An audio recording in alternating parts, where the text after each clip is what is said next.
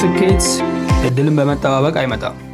በየዕለቱ በምንወስዳቸው ውሳኔዎችና አቋም ላይ የተመሰረተ ነው።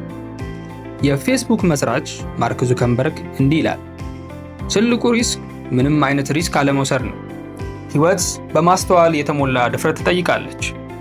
ለለውጥና ለስኬት እንቅፋት የሚሆኑና ፍርሃት ወለድ ሐሳቦችን መጋፈጥና ማሸነፍ የስኬት ዋነኛ እርምጃ ተደርጎ ሊወሰድ ይገባል።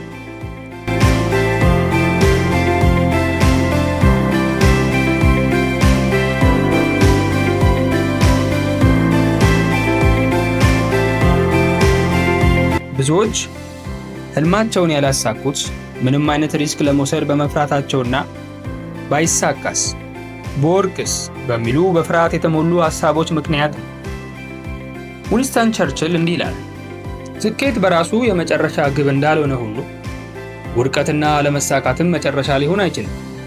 ዛሬ በዚያ ቪዲዮ የምናየው የመኪና ቁልፍ ርክክብ ብቻ አይደለም፣ የአዲስ ተስፋ የኢኮኖሚ እድገትና የህይወት ለውጥ ጅማሮ ቁልፍ እንጂ በማስተዋል የተሞላ ውሳኔም ውጤት ነው።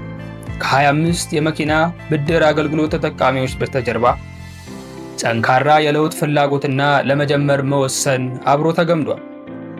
ወደፊት ለመሄድ ሚስጥሩ መጀመር ነው ይለናል ማርክ ትዌይን። ለመጀመር ምንም አይነት ሰበብ አይኖርም። በሺዎች የሚቆጠሩ እርምጃዎች መነሻቸው አንድ እርምጃ ነውና። ሄኖሲስ ህብረትና አንድነት ነው።